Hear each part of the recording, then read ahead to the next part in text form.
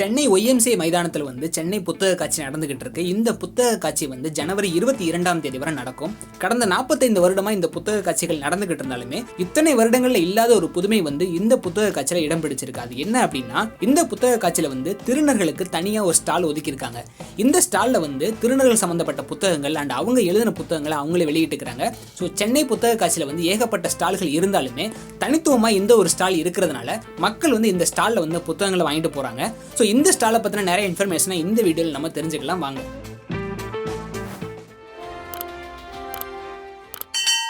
வணக்கம், என்னோட பேர் கிரேஸ் பானு. நான் திருநர் உரிமை செயற்பாட்டாளர். திருநர் மக்களுக்கு இந்தியா முழுமைக்கும் இருக்கிற திருநர் மக்களுக்கான கல்வி வேலைவாய்ப்பு உரிமை சம்மந்தமாக வேலை பார்த்துட்டு இருக்கிறோம். கிட்டத்தட்ட ஒரு 10 வருடங்களுக்கு மேலாக.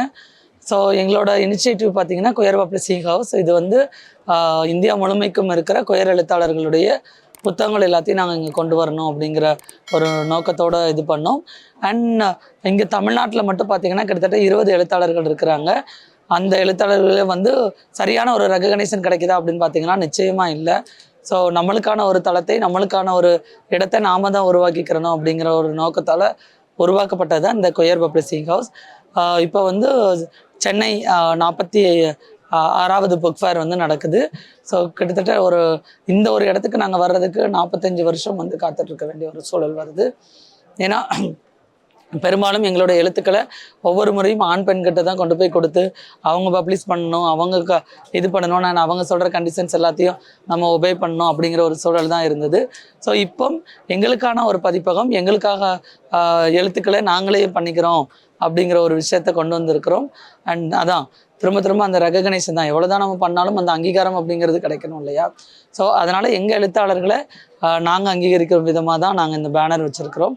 அண்ட் இந்த ஸ்டாலில் பார்த்திங்கன்னா ஸ்டால் நம்பர் 28. இங்கே இந்தியா முழுமைக்கும் இருக்கிற LGBTQ ரைட்டர்ஸ் எழுதின புத்தகங்கள் ஆங்கிலம், தமிழ், மலையாளம் இது எல்லாமே நாங்கள் இங்கே வச்சுருக்கோம். ஸோ குறிப்பாக தமிழில் பார்த்திங்கன்னா என்னுடைய திருநங்கை கிரேஸ் பானுவின் சிந்தனைகள் அப்படிங்கிற புத்தகம் இருக்குது. அண்ட் அதுக்கப்புறம் எங்களுடைய குயர் பப்ளிஷிங் ஹவுஸோட இந்தியாவிலே முதல் முறையாக ஒரு திருநம்பி எழுதின எண்ணிலிருந்து பார் அப்படிங்கிற ஒரு கவிதை நூலும், RIP அப்படிங்கிற கவிதை நூலும், ஒரு கலையின் கவிதைகள் அப்படிங்கிற கவிதை நூலும் ரொம்ப நல்லா போயிட்டு இருக்குது. அண்ட் இது மட்டும் இல்லாமல் மற்ற பப்ளிஷர்ஸ், மற்ற எழுத்தாளர்கள், திருநர் எழுத்தாளர்கள் எழுதின நான் வித்யா, வெள்ளை மொழி, குறியறுத்தேன், இந்த மாதிரியான புத்தகங்கள் எல்லாமே இங்கே கிடைக்கும்.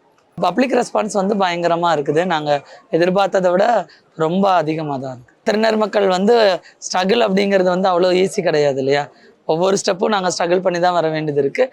ஸோ இங்கேயும் அதே மாதிரி ஆரம்ப காலகட்டங்களில் கொஞ்சம் ஸ்ட்ரகிள் ஃபேஸ் பண்ணி தான் இந்த ஒரு இடத்துக்கு வந்திருக்கு. ரீடர்ஸ் பயங்கரமாக இங்கிலீஷ் நிறைய போயிடுச்சு. இது நாங்கள் செகண்டாக ஸ்டாக் ஏற்றிருக்கிறோம்.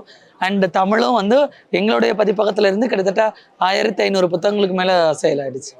அண்ட் அதுக்கப்புறம் மற்ற புத்தகங்கள் எல்லாமே நல்லா தான் போயிட்டு தொடர்ந்து நாங்கள் இந்தியா முழுமைக்கும் இருக்கிற LGBTQ ரைட்டர்ஸ் எழுதின புத்தகங்கள் கிட்டத்தட்ட இப்போ வரைக்கும் 7 புத்தகங்கள் வந்திருக்குது.